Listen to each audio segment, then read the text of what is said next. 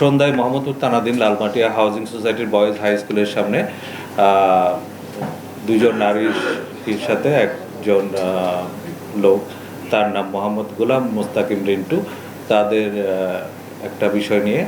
তো ওই দিন সন্ধ্যার সময় আমরা যেটা জানতে পেরেছি, দুজন ভদ্রমহিলা তারা রাস্তায় দাঁড়িয়ে চা খাচ্ছিলেন। একটা পর্যায়ে ধূমপান ইস্যুকে কেন্দ্র করে এই গোলাম মোস্তফা রিন্টু যিনি, তার সাথে বাকবিতণ্ডা হয় এবং এক পর্যায়ে গোলাম মোস্তফা রিন্টু মহিলাদেরকে কিছুটা অবদস্থ করে এবং এই প্রেক্ষিতে ওই দিন যে যার যার মতো অবস্থায় চলে যায়।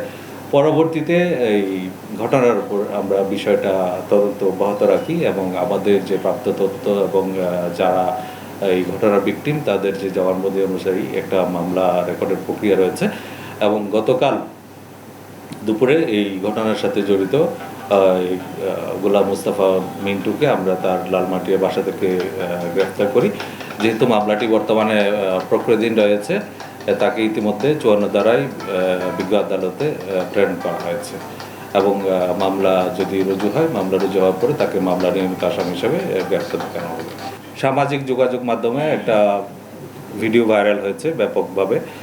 সেই ভিডিওতে আমরা দেখেছি একজন লোক রাস্তায় অবস্থান করা কিছু নারীদের প্রতি খুব বাজেভাবে আচরণ করছিলেন এবং এই নারীদেরকে শারীরিকভাবে তিনি হেনস্থা করেছিলেন এবং শুধু তাই না, এই হেনস্থার পাশাপাশি এই ঘটনাটা ভিডিও করে সামাজিক যোগাযোগ মাধ্যমে ছড়িয়ে দিয়েছিলেন, যার মাধ্যমে আমাদের এই বিষয়টা দৃষ্টিগোচর হওয়ার পর থেকে ঢাকা মেট্রোপলিটন পুলিশ বিষয়টা নজরদারির মধ্যে রেখেছিল এবং সেই প্রেক্ষিতে এই ঘটনার সাথে যিনি জড়িত মোহাম্মদ রাসেল হোসেনকে গতকাল DB cyber crime unit Motijheel এলাকা থেকে গ্রেফতার করে এবং এই ঘটনায় তার বিরুদ্ধে আইনগত ব্যবস্থা প্রক্রিয়াধীন রয়েছে।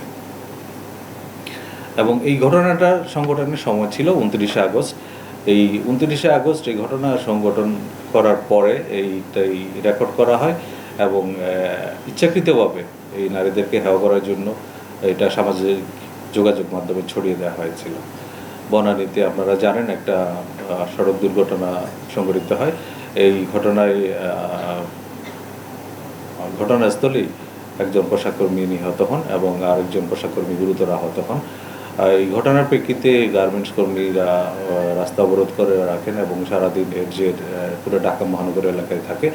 তার প্রেক্ষিতে আমরা যে দায়ী এই ড্রাইভার তাকে ধরার জন্য আমাদের নজরদারি অব্যাহত রাখি এবং এর সূত্র ধরে গত রাত 11ই মার্চ মধ্যরাতে তাকে ঢাকার কেরানীগঞ্জ থেকে গ্রেফতার করা হয় এবং সে তার যে ঘটনায় জড়িত থাকার কথা ইতিমধ্যে প্রাথমিকভাবে আমাদের কাছে স্বীকার করেছে এবং ঘটনায় এখনও মামলা